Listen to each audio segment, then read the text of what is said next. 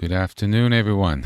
For a minute there, I thought I wouldn't be able to sign off on.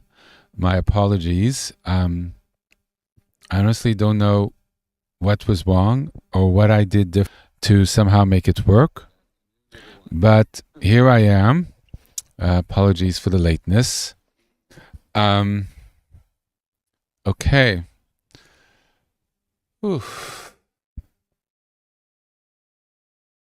Take a moment here. When technology doesn't work, sometimes you really don't know what's wrong. So it's good that we're here. Let me take a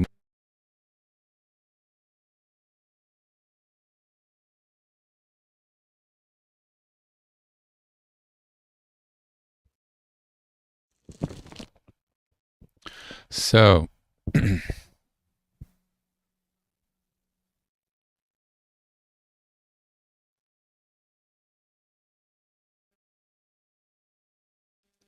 So I think a lot of what we've been doing these last couple months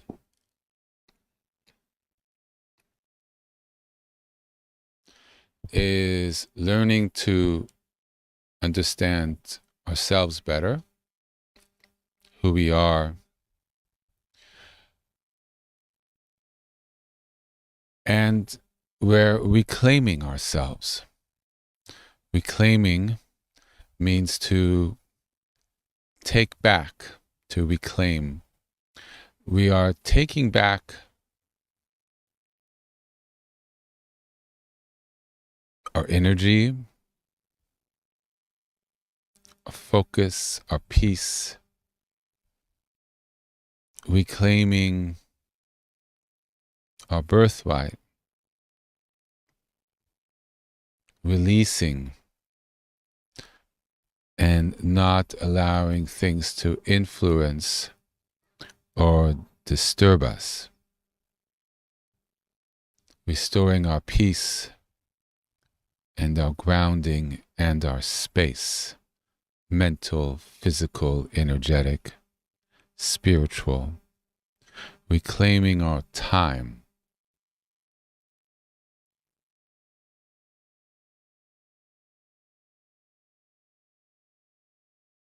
Reclaiming our bodies. Taking back our bodies from our misunderstandings of what it is and is not.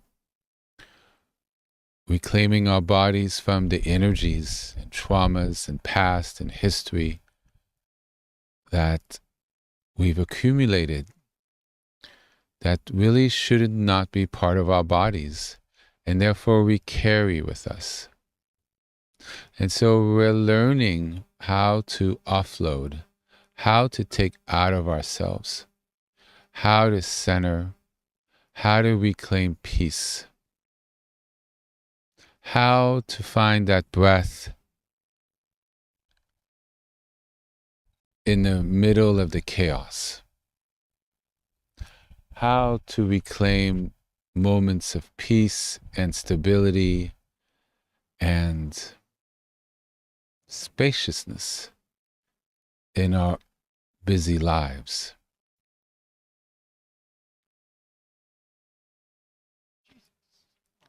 And so we're learning to bring back our awareness into our bodies, learning to offload the pressure, the density, the heaviness, make ourselves lighter. In the past, I've discussed a cup that's full. We learn to empty our cup, our reservoir, so there's room for something new to fill it. Something that is more in keeping of what and who we truly practice on working with sacred song, both song as medicine,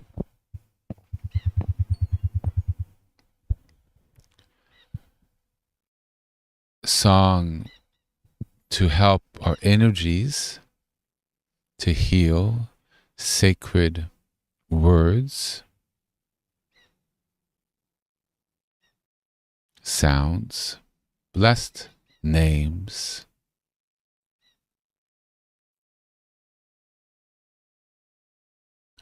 to reduce the fire, reduce the movement, permit us to be in a space which brings calm, that cools drink of water, that allows us to settle, to calm our waves, which is healthier for our body, our spirits. We make better decisions. So there's a lot of practical manifestations to everything I speak about. Practical in the sense of a more material world.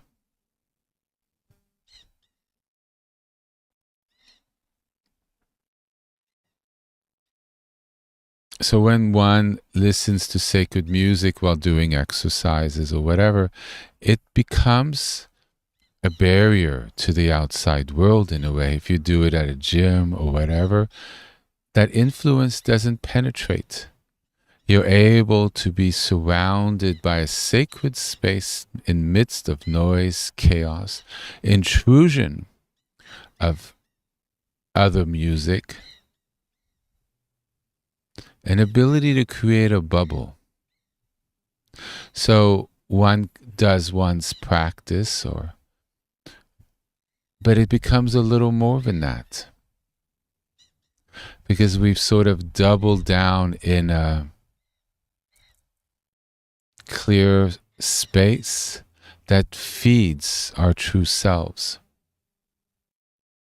And so we're creating habits through mantras, how to think, how to act, how to perceive, what's our nature, our body, our minds, our siphirots, our chakras.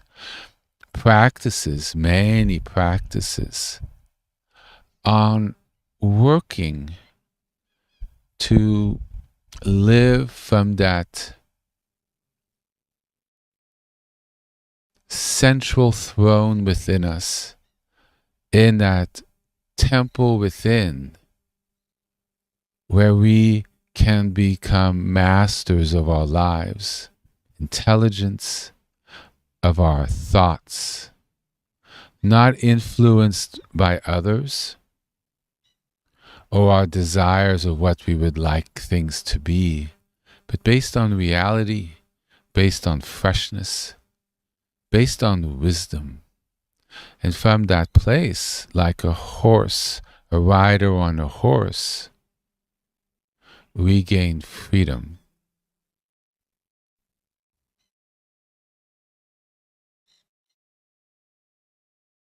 Things are lighter. And so it's a choice to make little changes here and there where we can, where we're able, we have time, in ways we're called to. And a little change and a little change plus a little change soon equals a rather large shift, whether you're aware of it or not. And with time, you're in a whole different space. And things that could have been stuck are now more open. Things that weren't available are now available. Practice-wise, in the real world-wise. Things you're like, oh, that practice is out there, I'm never able to do it. Oh, I tried it. Whoa, what a flop. Suddenly you try it and you're like, oh my God, it's no problem. What was going on back then? Because you've progressed. You've moved forward. You understand things. You've practiced. You've learned to ride your bike.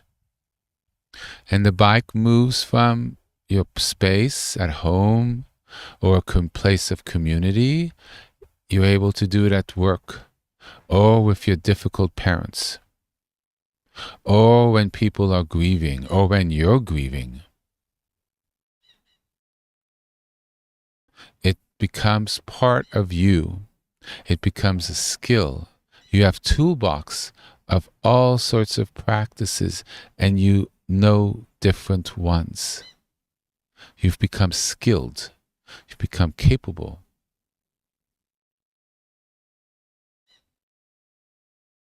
You're less open to the winds that blow around you because you found your inner center. And in it, you sit with awareness. You sit like a king or queen. You're in control of yourself and your energies. You're not blown in every direction. There's a sense in what you do. You're aware of consequences. You're aware of everything. Because inside your winds, the energies within you have cooled and settled. And from it arises a real grounded sense of being. And so as we do different practices, as 1 week I do this name, and the next week I offer this name, and the next week there's something else, and then there's something new. If you're really in deep with your practice and you feel called to continue, then do it. But if you feel called to put your toes in a new name and a new practice, it allows you to get a little bit of an exposure. You're like, oh, this is a little different. What's different here? Oh, I kind of felt, oh, I like this.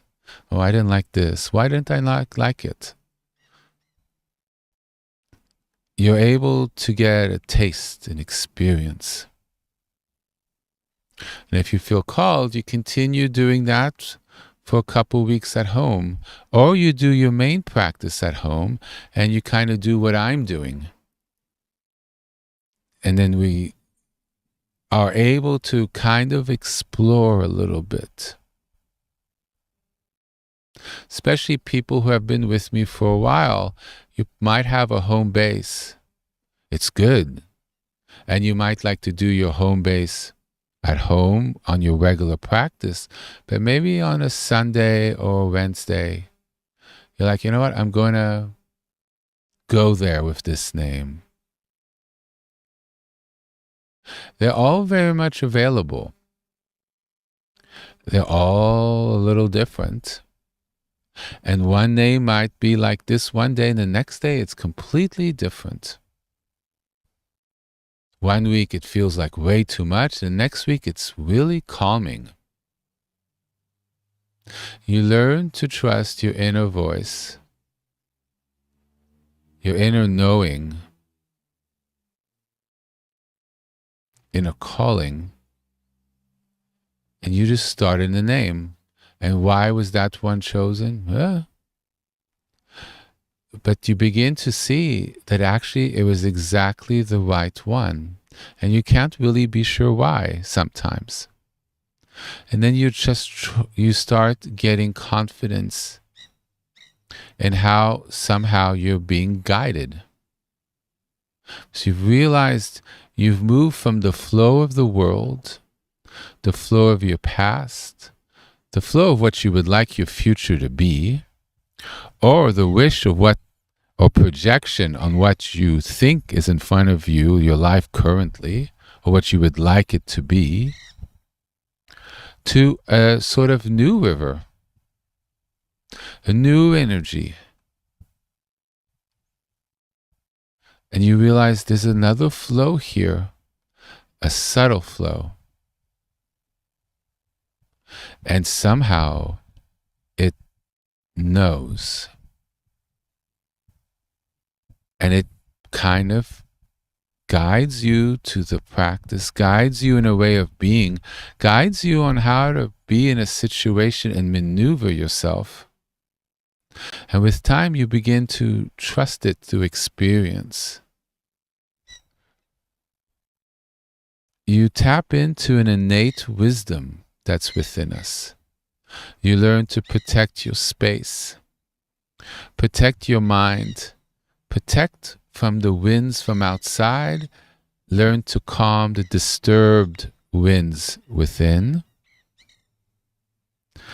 And then the Shekhinah can blossom within you. The flow of God, there's room for it to flow and flower within you. And your way of being changes. The way you perceive life changes. The way you live life changes. What you wish to get out of life could change.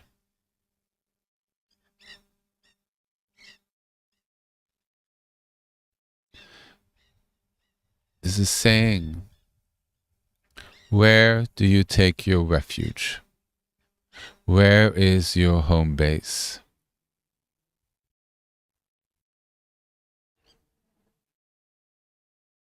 How do you manage your life is where you take refuge. What you do with your life has certain results. So we learn to change the mix. We learn to bring in a certain, well, not to be judgmental, there's no judgmental here, but it's a term, a certain sanity. Something that's on point. And we learn to relate to that and direct ourselves towards that. If we know where due north is, we learn to turn and move towards it.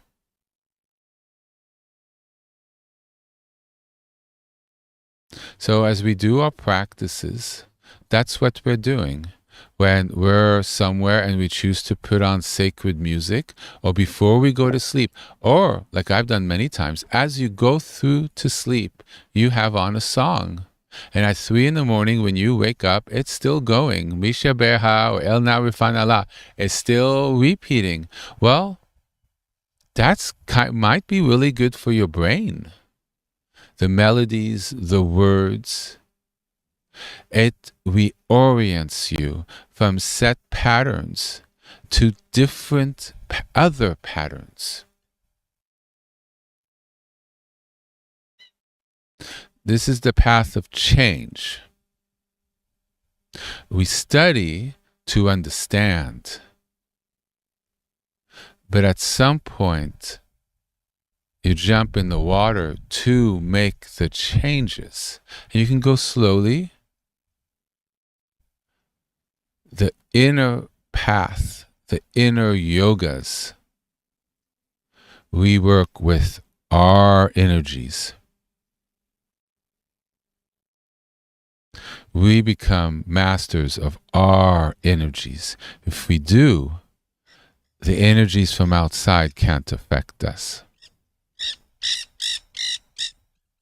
Because we've taken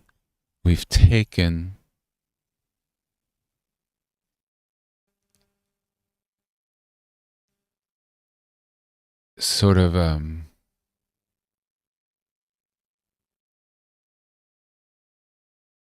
control.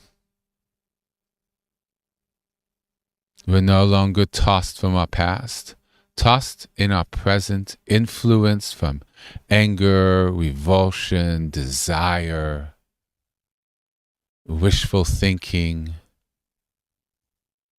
fear. And we learn to root in presence, which is inherent, which is embodied wisdom. And not wisdom of the mind, but wisdom of knowing with a capital K. And we empower ourselves.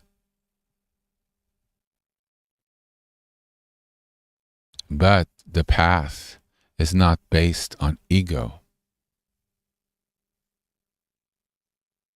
It's in the stillness beyond ego. It's in the stillness of being.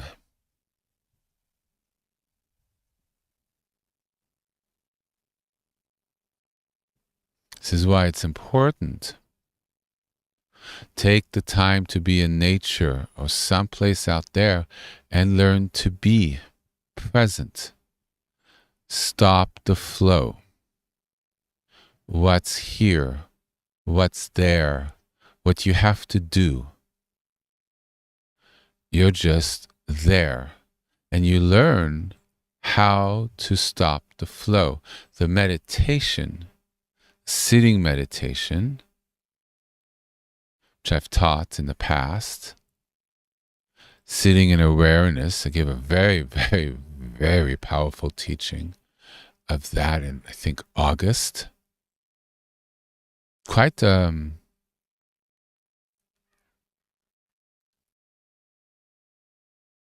complete. I think one of my teachers would have been very proud of that one. And it's there. It's being in presence.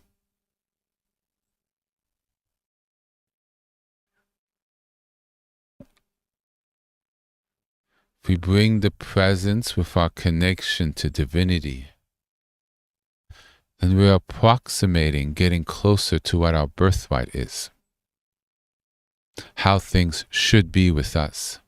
And if a lot of people do it, then things out there will begin to change.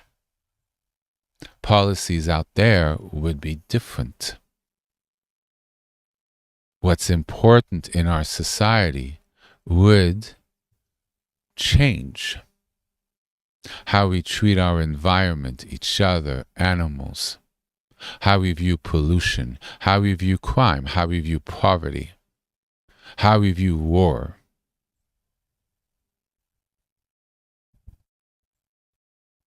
That's in flux. It always changes.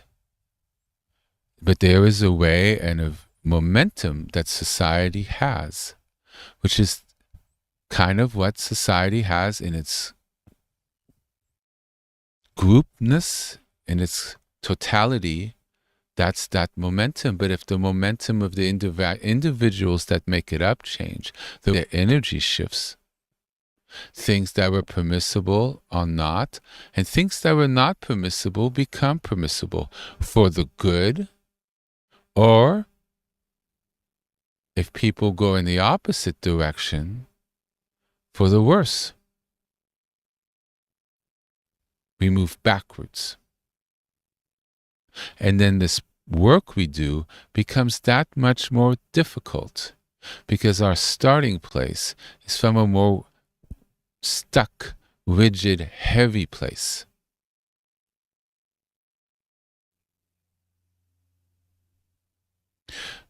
But here, now, we have an opportunity to make decisions.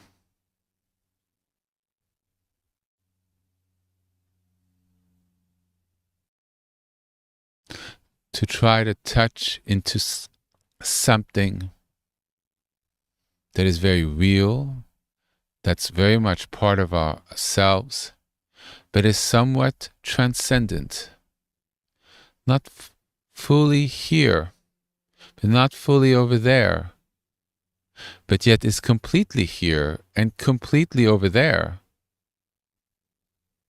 That space begins to become thinner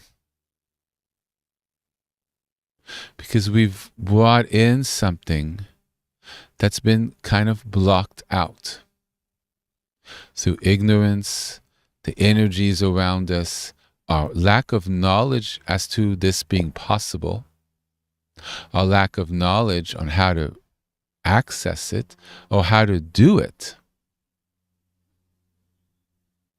But ultimately, what it comes to for us is the practice.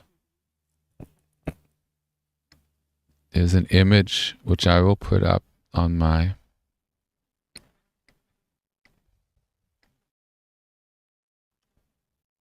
Twitter, which I keep meaning to use more, but there's just a lot going on. if I may be permit to find it, here we are. This is my motto.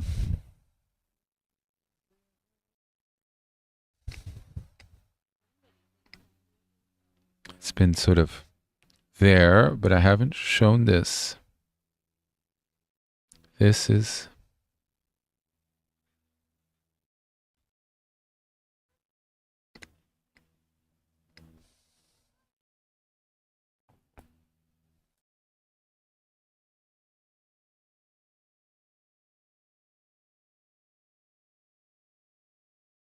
so practice, practice, practice is putting in the time to do the practice. And there are a lot of different practices. So you do the ones that you feel called to do. Over what now? Well, I haven't put them all up. I'm a little behind, but over 117 teachings. And whatever you choose to use to walk, it's a forward momentum. Always a little harder at the beginning, like with everything. But as you move forward and get used to it, you end up looking forward to it. There was a period in my time, in my life. What time did I used to get up? Lord. 4:30 in the morning. For I'm not saying people should do this, mind you. 2 to 2.5, no, it was over 2. 2.5 hours a day, because I felt I was cutting it short if it was only 2. I looked forward to it. It was the highlight of my day. And when I went to work, I felt like I had achieved everything I wanted to achieve for the day, and everything on top was just an extra. How did I get there? It took a while. But you get into your groove, and the feeling you get when you do your practice gives you your entire life. And the benefits you see in your life, the things that pop up, like how did that happen? Just, oh my gosh, I was thinking of that person, he just popped up. Oh, I had that problem, and look, I just thought of the solution. How did I think of that solution? Life becomes easier. There's a synchronicity that begins to occur. And a situation that was too much, you just walk, it's just simple walk in the park. No problem. And you realize what's changed. It's that practice. You feel lighter. Death no longer scares you. You begin to see what life is in a different way. And it's not because somebody told you that was what it was over YouTube or a book, or because they're on some podium somewhere. It's because you've come to that understanding. And therefore, you're grounded in it. You begin to know. And it's grounded, and it becomes unbreakable because you've tasted it, you've experienced it, and you have that aha moment.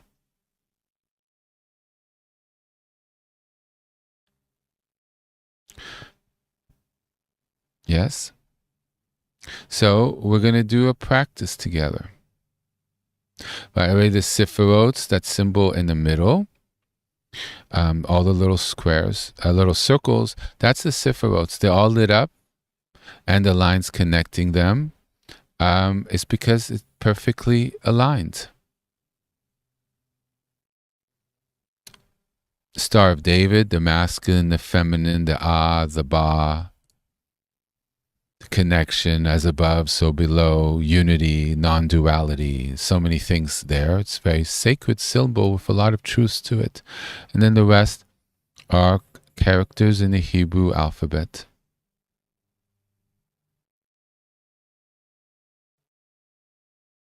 Connection to things that are a little bit beyond us, that bless us.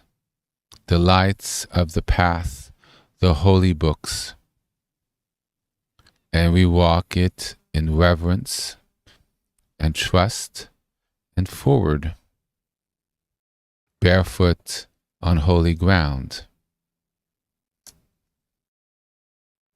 The walk of devotion, love, faith, wholeness, appreciation, and the desire to attain inner sanctity and inner purity and inner light. And with that, we go forth into the world. We bring that into the world, not our anger, not our ignorance, not our racism, not our judgment. In the bad sense, you could judge things. You have to make decisions in your life on, it's not everything goes, but it's reasoned, it's correct, it's proper, and it's not based in ego. We walk lighter.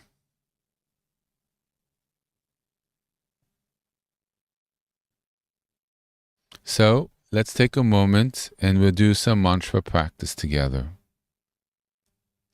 And, I've noticed I'm hopping from one to the next. I'm going with it. And I invite you to go with it yourself, if it's okay for you to say the names that I say. And get a taste of different ones. Stretch a little. But if you're going strong with your own, keep that one for your personal practice that you do yourself. And deepen in that. Don't become a champion of all of them. Especially at the beginning, because then you're a champion of none of them. But you grow and you deepen. And at some point, well, kind of like me, there doesn't really matter which one. Because you've learned to tap in. And you realize they all tap into the same thing. But they affect us in a little different way. And it changes. Yes? So when we take 2 minutes and we'll start.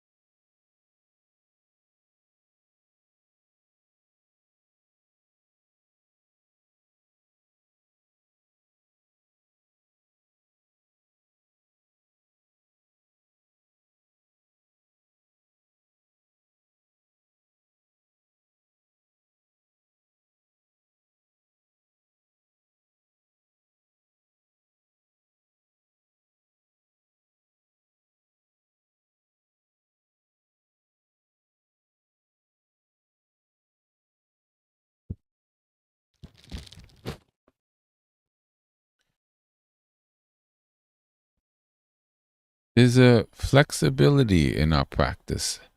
I felt completely inclined to go with one. And I said, what image am I going to show?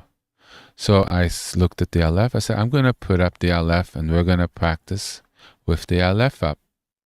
And by looking at the Aleph, the mantra I felt called to do changed. And you go with it. If the current shifts, sometimes there's wisdom in shifting with it. But if you're always shifting, then there's wisdom on not shifting. So our practice isn't heavy-handed like a fist. And it's not everything goes. But there's a warmth. There's a friendly, inquisitive engagement. There's a commitment, but it's not like, I have to. There's a middle place in all this.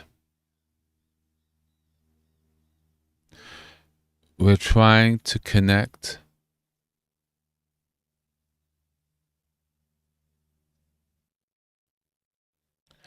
in a way to something more wholesome that can feed and sustain and guide us. And it's very much within ourselves. And it's also very much outside in ourselves. Sometimes found in our world, but often it's beyond ourselves. Beyond this world, the purity isn't as around. But as we're focusing on the inner work, the inner yogas, the purity is found within. And it's not us, in the sense, it's not me, it's not you, in the sense of ego. It's beyond us. As we perceive or name ourselves. But it's also very much a part of us. And we touch in, and it comes through. And we become transformed for the better. Path of transformation. And we apply ourselves. We do it. We practice. The Aleph is a symbol of God. Has no sound. The essence of what he is, beyond time and space and sound, no sound. Everything. It's the beyond words. He's not the symbol, but it's what he represents, the source. That's not a source. It's beyond being a source. It's beyond us being able to conceive. So we create the symbol, the first letter in the Hebrew alphabet, the Ah. It's an Ah, but it has no sound. It's not pronounced. It's in the space of the letter A, but it's not pronounced. It is silent. And so by communicating, by resonating with this image, there is actually a great blessing because it's a very holy symbol. It's reserved for divinity. And so as we look at it, I felt called for us to do Yahweh Rapha. Yahweh Rapha.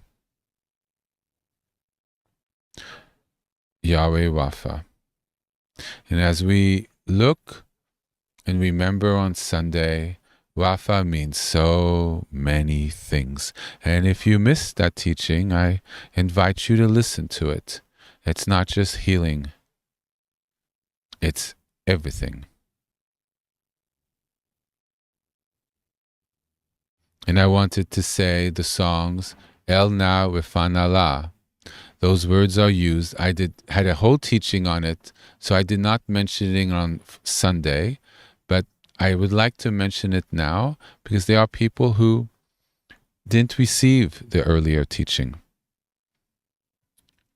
It's a phrase that Moses said when his wife had a very serious disease, which I believe it sounds like it was probably leprosy.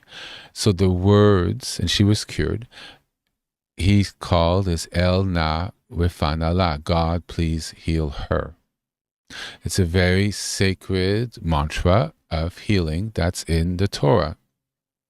That's what that song is referring to.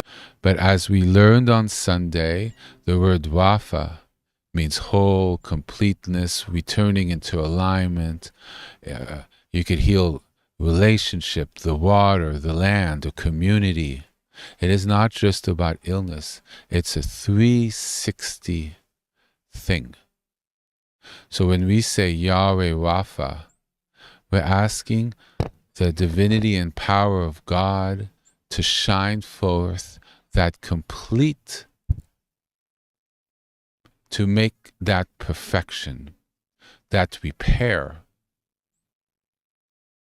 to bring us back, in a way, to Eden, to a higher vibration, to a higher place. Or even while we're still here. A lot of life is how we engage and move with it. Be that vibration in our lives. For ourselves and how we do our lives, but it also affects our families and our communities. We heal ourselves, tikkun ourselves, and we tikkun the world.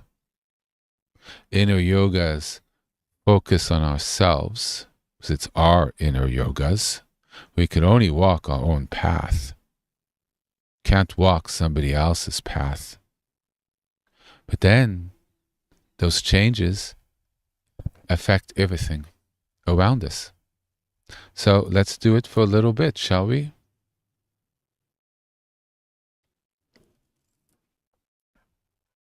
I'm not going to say the Shema, and I haven't, because I want to keep the energies only to the mantra. So people, I'm not mixing energies, so people really get the sense of that mantra energy as it's the only energy being released in that time. Yes? We explore like the many flavors of ice cream. Yes? Okay.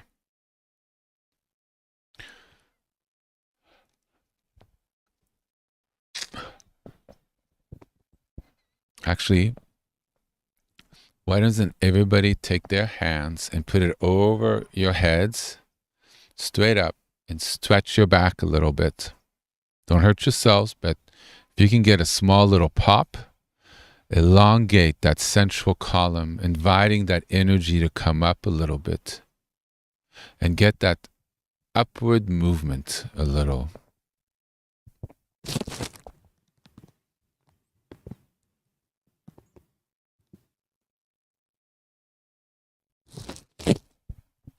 And as your arms are up, direct your face upwards a little bit.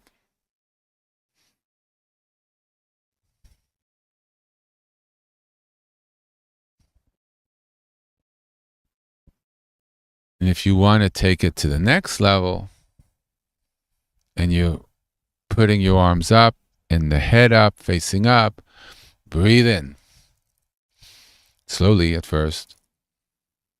And see if you could feel that energy as you inhale, especially if you learn how to start inhaling from the lower part of the lungs and filling it up towards the top. It's a skill. See if you feel the energy start moving up a little bit. Energy is meant to move up. The energy from the lower chakras is meant to move up your body and go through the top of your head and not pool down below. And so we're inviting our energies to move up. And so when we do the mantra, which is high energy, we've already moved our energy upwards so it can catch. We catch the flow of the mantra a little bit. We start relating to it. It starts affecting us. And we release into the words and let the words carry us. It's like hopping into a stream and the current takes us. Let the mantra take us. That's the practice, really simple. No desire of what you would like to have experienced, no expectation of what's going to happen. The less you have expectations,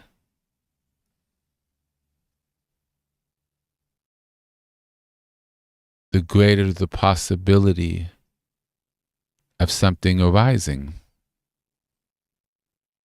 What you would like to experience, or what your expectation might have been, actually. You have to let go. And with time, you get comfort in it. So you try a little bit. What is this? Is this safe? How do I feel? And after a while, you're like, oh my gosh, okay, this is good. I'm going to launch into this.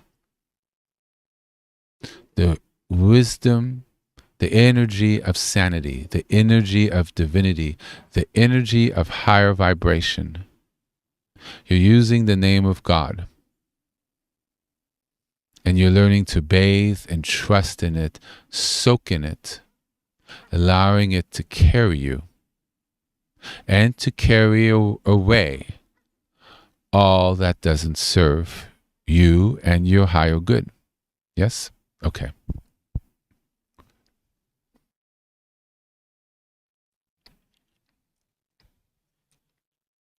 Yahweh Wafa, Yahweh Wafa, Yahweh Wafa, Yahweh Wafa, Yahweh Wafa.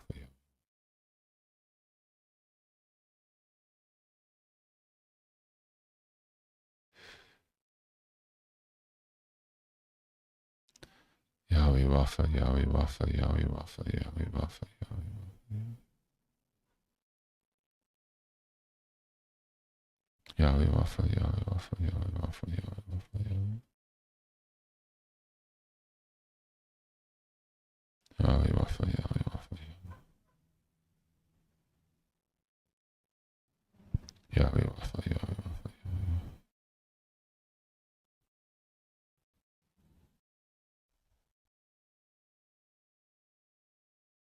So if you put your awareness in your body, do you feel energy moving at all? So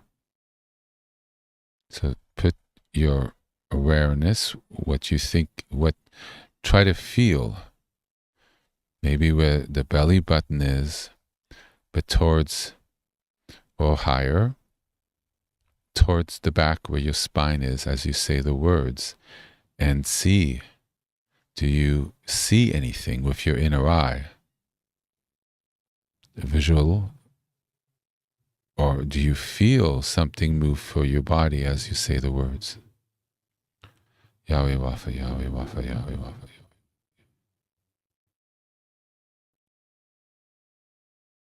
Yahweh Wafa, Yahweh Wafa, Yahweh Wafa, Yahweh Wafa, Yahweh Wafa. Yahweh Wafa, Yahweh Wafa, Yahweh Wafa.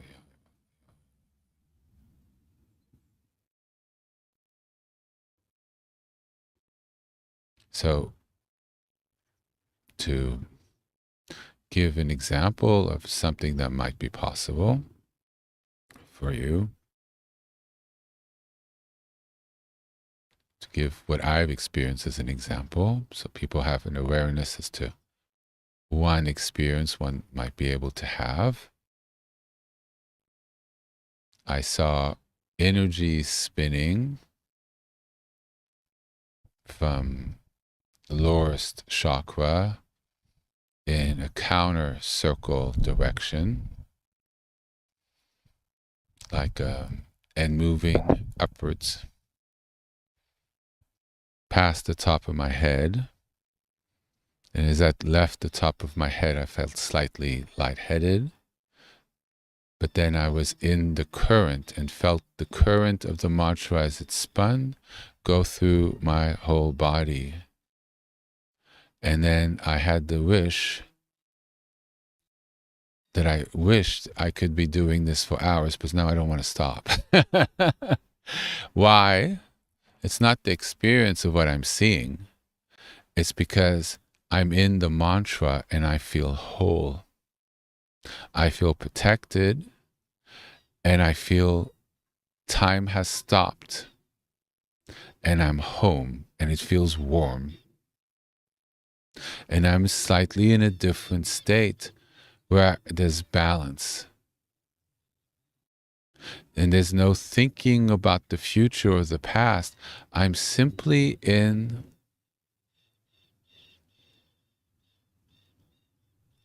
the mantra's energy. And the healing in that is it resets you.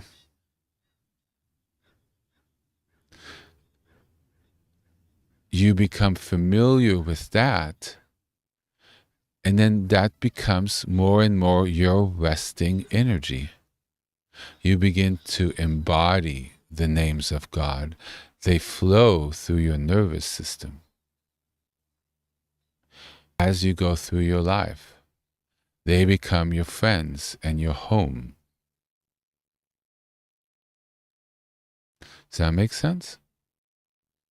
And so you let go, and with time, as you work with your body and you do yoga, you work on flexibility and stretching and these practices, the energy in you unlocks. It will, I promise. And the energy that used to be stuck below starts moving. And as the upper areas begin to clear, and you start, upper chakra was like the third eye, you begin to start seeing things within you, or even others. So you realize the eyes have limits, but there's more to your senses because it's like a car that's never been fully used. You use it, and then you get to parts that you didn't even know were there, which were dormant. So it's very much a path of exploration. Yes? So let's do our practice. Yahweh Wafa, Yahweh Wafa, Yahweh Wafa, Yahweh Wafa.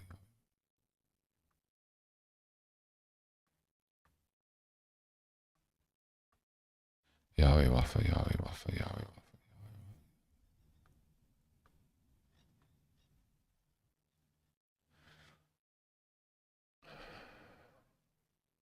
Exhale, relax. Inhale, exhale, relax. Relax. Open.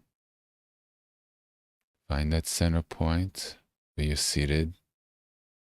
Spine in that center point. Exhale. Yahweh Wafa, Yahweh Wafa, Yahweh. You can have your eyes closed. You don't have to have your eyes open here. Actually, it's easier to feel energy when your eyes are closed. Yahweh Wafa, Yahweh Wafa, Yahweh Wafa, Yahweh.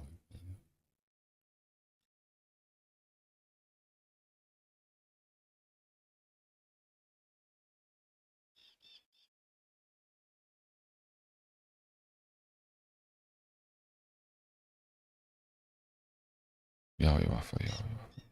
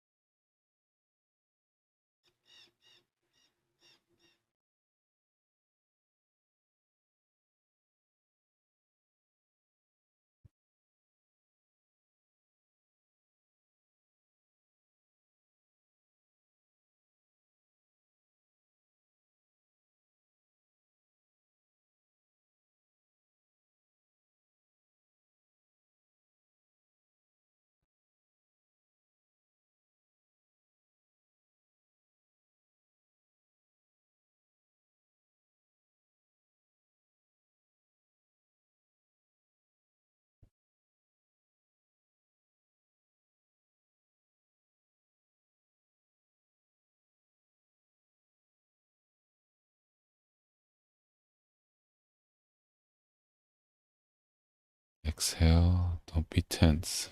Just relax. Just do the words. Yahweh Wafa, Yahweh Wafa, Yahweh Wafa, Yahweh Wafa, Yahweh Wafa, Yahweh.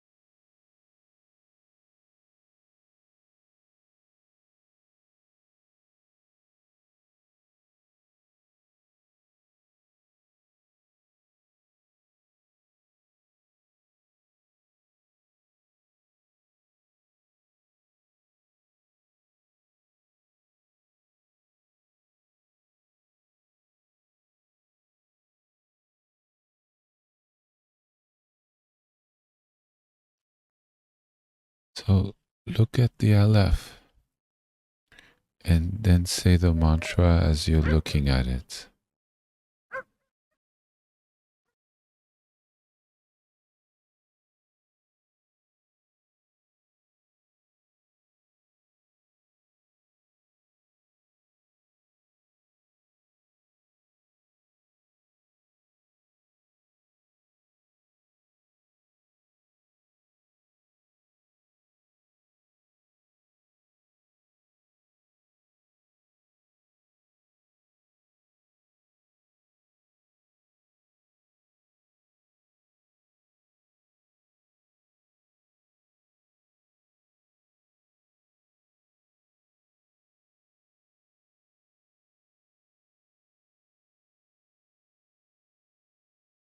It's a soft gaze. If it's even a little blurry, that's good. It's just a touching in, not looking at details, just a soft, open gaze. Yahweh Wafa, Yahweh Wafa, Yahweh Wafa, Yahweh Wafa, Yahweh.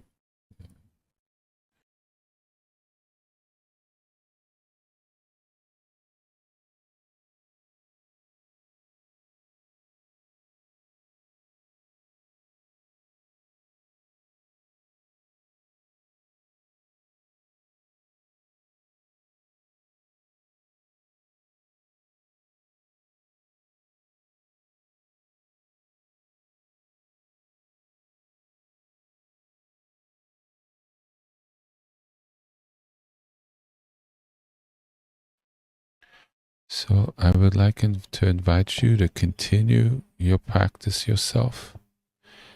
Make it your own. Offer incense, go deeper, do what you feel called to do. We are opening ourselves to connect with the Shekhinah, with purity, with alignment, with health, balance, and wisdom, with eternity. And we'll do it together. So you continue with your practice. And I invite you to continue for about another 15 minutes. And I will log off. And I will see you all on Sunday. Bye-bye.